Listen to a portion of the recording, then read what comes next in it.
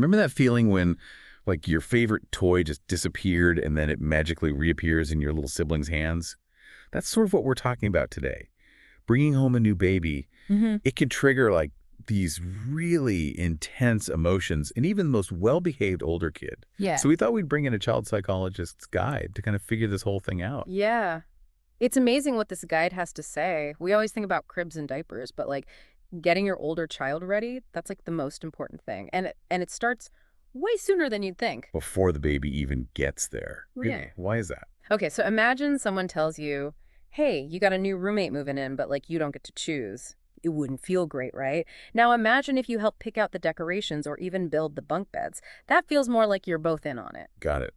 So instead of just springing it on them, we involve them. Yeah. But, like, how does that work with a toddler getting a sibling? They're not picking out paint colors. That's where the little things matter. You know, letting them pick out a baby outfit or a stuffed animal for the nursery. Right. Even feeling the baby kick when you're pregnant. It's like acknowledging that their world is about to change and letting them have a say in it. So it's like shifting from this is happening to me to this is happening with me. It's got to be a good feeling. But what about, like, losing all that attention from mom and dad? That's got to be tough. That's where a lot of sibling problems start. The older kid's world is all about their parents, and then bam, this little human shows up needing all the attention. It's natural to feel, well, kind of left out. Totally. How do we make sure they know they're not being replaced? Just, like, shower them with gifts and treats. Gifts are nice, but the real gift is time. Real, focused, one-on-one time with each parent. Even if it's 10 minutes at bedtime, make it special. A story, a song, a back scratch. That sends the message. Our bond is still super special, even with a new baby around. So quality over quantity. It's about making them feel seen and heard even when there's a newborn needing constant attention. You got it. It's like filling up their emotional tank. Those little moments make a big difference in stopping them from feeling resentful or insecure. And it doesn't have to be fancy. Hide and seek, building blocks, just chatting about their day. It's being present that counts. That reminds me of that saying, kids spell love, T-I-M-E. So we've got the pre-baby prep, the special one-on-one time. What else can we do to make things go smoother? Well, this guide has a cool trick. Instead of making the baby seem like they're competing for attention, we make the older kid a helper. Now, I don't mean diapers and babysitting. No tiny nannies. But I see where you're going. Instead of stay away from the baby, it's can you help me grab a blanket for the baby? Boom, you got it. They want to be the big kid, so this makes them feel important. Like, imagine them bringing a burp cloth or singing a song to the baby. They go from watching to being part of the team. So smart. It changes jealousy into helping. Instead of feeling threatened by the baby's needs, they're helping with them. And I bet that makes them feel closer to their sibling, too. For sure. It teaches them responsibility and connection from a young age. And don't forget the power of praise. A little thank you for being such a good helper goes a long way. So we're setting them up to work together, not fight. But even with the best plans, there's going to be some friction, right? Of course. No one expects a perfect transition. That's where this whole emotional validation thing comes in from the guide. Okay, what does that actually look like? It means letting the older kids say things like, I don't like the baby, without freaking out or dismissing them. Instead of forcing them to be happy about the new baby, we understand their feelings. Like, it sounds like you're frustrated. Sharing mommy and daddy can be tough, huh? That makes sense. Yeah. They're going through a huge change. Keeping those feelings bottled up would just make it worse. Exactly. And it's not about agreeing with them. It's about saying, it's okay to feel this way. It's like when they scrape their knee. We don't say it didn't hurt. We comfort them. So empathy, not correction. Helping them deal with their feelings, not hide them. This guide is all about meeting them where they are emotionally. And that's so important, not just for parenting, but for any relationship. It's about creating a safe space for real feelings. So we talked about getting ready beforehand, quality time, making them helpers, and understanding their feelings. It's like a toolbox for when the sibling arguments start. And you know what's cool? This guide isn't just about stopping fights. It's about building a real bond between siblings, even when they're little. Okay, I'm all ears. Tell me more. It talks about creating sibling moments, even if the baby is tiny. Reading together, singing songs, or even just holding the baby while the older one talks about their day. I love that. It's about making them feel connected early on so they see the baby as someone to play with, not someone taking their place. Exactly. It's about planting those seeds for a loving relationship that can grow over time. It's amazing how much we can do to shape how they get along. It's not just letting things happen, it's making a place where both kids feel loved and connected. And that brings us to the next point. Don't be too overprotective. Oh yeah, I can see how you'd want to hover over the baby and keep the older one from messing things up. It's normal to want to protect both kids, but sometimes trying too hard makes things worse. How so? If you're always saying, don't touch the baby, or you'll hurt the baby, it can seem like you think the older one is dangerous instead of part of the family. Makes sense. You don't want them feeling resentful before they even get a chance to be close. Exactly. And it can make them feel left out. Like imagine wanting to play a game, but everyone's telling you to stay away. You'd feel pretty bad. So it's a balance between safety and letting them be included. How do we do that? Letting them interact with the baby while you're watching is key. Instead of keeping them away, teach them how to gently touch the baby's hand or talk to them softly.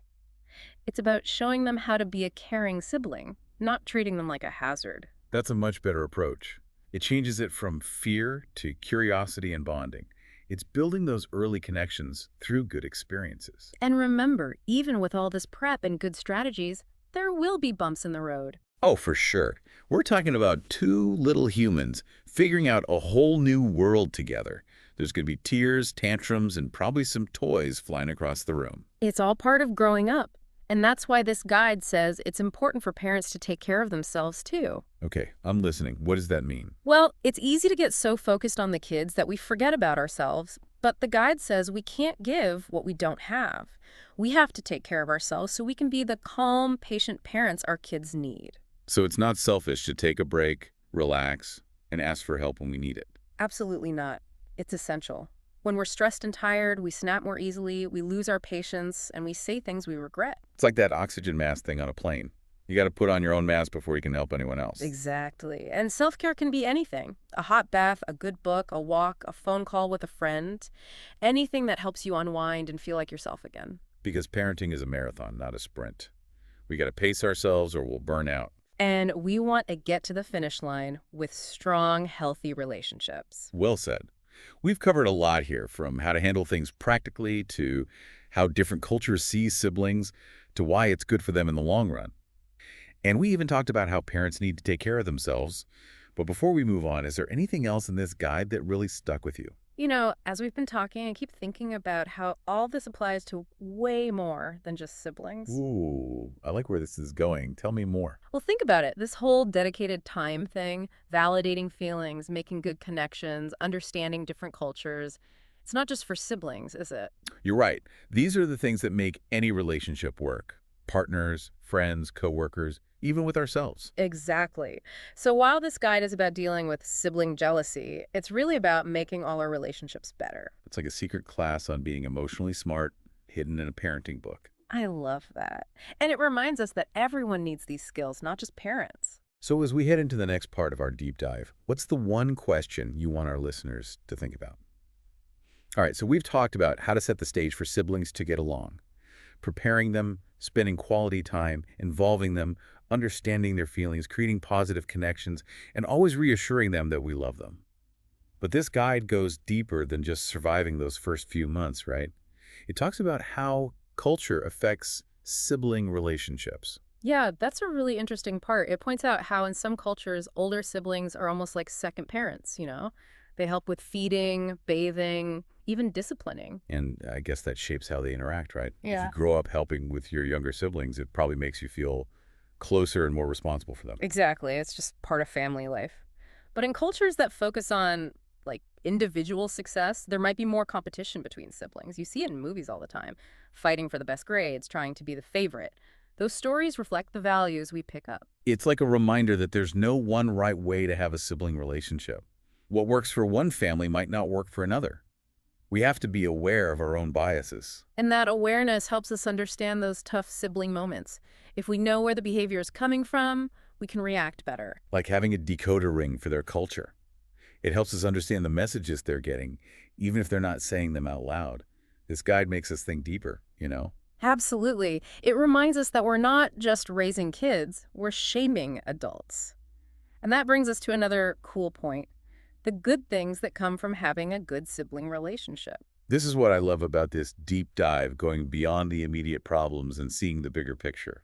Research actually shows that close siblings, when their kids grow up to be happier and healthier adults, they tend to have better social skills, they feel better about themselves, and they bounce back from tough times more easily. Wow. So it's not just about keeping the peace at home. It's about setting them up for a good life. And they give each other a special kind of support that can last forever. Think about it. Siblings have this history together, memories that nobody else shares. Like having a built-in best friend who truly gets you. They've seen your good sides and bad sides, and they still love you. Exactly. They've gone through those awkward stages, the family drama, the good times and the bad times. It creates a bond that's really strong. It makes me think about those stories where siblings fight like crazy when they're kids, but then they're there for each other when they're adults. Like those shared experiences, even the tough ones, somehow make them closer. It shows how powerful that bond is. Even when they fight, there's this deep love and loyalty underneath. So we're not just trying to stop them from fighting, we're trying to help them be allies for life. We're investing in their happiness and well-being down the road. That's it exactly. It's a whole different way of looking at things. Instead of seeing rivalry as something we just have to deal with, we can see it as a chance for them to grow. So those challenges and conflicts are actually helping them learn to communicate, negotiate, and compromise. Those are skills they need for everything in life. Absolutely. And we as parents can help them through that. We can teach them how to talk to each other, find solutions where everyone wins, and make up after a fight. This guide has really changed how I think about all this. I'm seeing sibling relationships in a whole new way. It's not just about stopping fights. It's about giving them the tools to build strong, healthy relationships that will make them happier throughout their lives. And that's a pretty amazing thing to give them. For sure. But let's be real, even with the best intentions, sometimes our strategies won't work. There will be yelling, door slamming, and maybe even a few flying objects. Oh, yeah, that's part of it. And that's why this guide reminds us that parents need to take care of themselves, too. Okay, I'm curious about this. Tell me more. It's so easy to get wrapped up in the kid stuff that we forget about our own needs. But you can't give what you don't have, right? We need to take care of ourselves so we can be the calm, patient parents our kids need. So it's okay to take a break, recharge, and ask for help when we're overwhelmed. Absolutely. It's not selfish, it's necessary.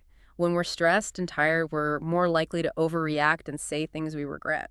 It's like that rule on airplanes, putting on your own oxygen mask before helping others. Exactly. And self-care can look like anything. A bath, a book, a walk, a call with a friend, whatever, helps you de-stress and feel like yourself again. Parenting is a marathon, not a sprint. We need to pace ourselves if we want to make it to the end without losing our minds. And with strong, healthy relationships. Well said. We've covered a lot of ground here. Practical tips, how different cultures view siblings, the long-term benefits of a good relationship, and even taking care of ourselves as parents. But before we wrap up this part, was there anything in the guide that really jumped out at you? You know, what keeps coming back to me is how these ideas go way beyond just siblings. I love where you're going with this. Tell me more. Think about it. Making time for each other, understanding feelings, building strong connections, respecting different cultures. It's not just for brothers and sisters, is it? You're absolutely right. Those are the foundations of any healthy relationship. With partners, friends, coworkers, even ourselves. Exactly. This guide might be about sibling jealousy, but it's really a roadmap for making all kinds of relationships work better. It's like they snuck a master class on relationships into a parenting book. I love that. And it reminds us that these skills are important for everyone, not just parents. So as we head into the last part of our deep dive, what's the one question you want our listeners to really ponder? Well, it's like, how can we take these ideas and use them even when there's not a new baby? Like, how can we help our kids be good siblings, for the long haul?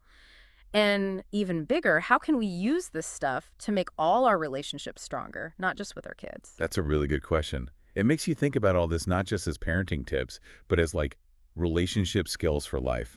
Because really, whether it's siblings, partners, friends, whoever, we all want to feel connected, right? To feel like someone gets us and cares. And that's what this guy keeps coming back to, that idea of really connecting on purpose. It's not something that just happens. It's something we got to work at. Like through what we say, what we do, and just showing up for each other, even when it's tough. And that means changing how we see things. Instead of trying to fix people or relationships, we got to accept that things are messy, that we're all imperfect, and that we're going to disagree sometimes. That's just part of it. Yeah, it's like those messy parts, those arguments. Those are actually chances to learn and grow. Like Disagreements can help us understand ourselves and each other better. And that's where empathy comes in, what we talked about before. It's about making a space where people feel safe to say how they feel, even if it's not all happy and positive. No judgment, no shutting them down. It's realizing that we're all in this together, right? Yeah. That sometimes we need a little extra help to get through the tough stuff. And that's okay. It really is. And it's when we let our guard down, when we're real with each other, that's when the real connection happens. So, wrapping up our deep dive on sibling harmony, I think the biggest thing we learned is this. How we teach our kids to get along with each other. Those are the same things that can make our own lives better, too. It's about bringing that same focus and care to all our relationships, not just with our kids. I'm remembering that relationships aren't about reaching some perfect ending. It's a journey, right? With good times, tough times, all that stuff. But if we try, if we care, and if we keep learning, we can build a world where all our relationships, not just siblings, are really strong and happy. So to everyone listening who's dealing with the good and bad of raising siblings, remember, you got this. This guide gives us some great tools, and with a little effort, you can create a home where all your kids and all your relationships can truly thrive. And hey, maybe you'll even start using these ideas in other parts of your life too, spreading a little more harmony wherever you go. Until next time, happy connecting.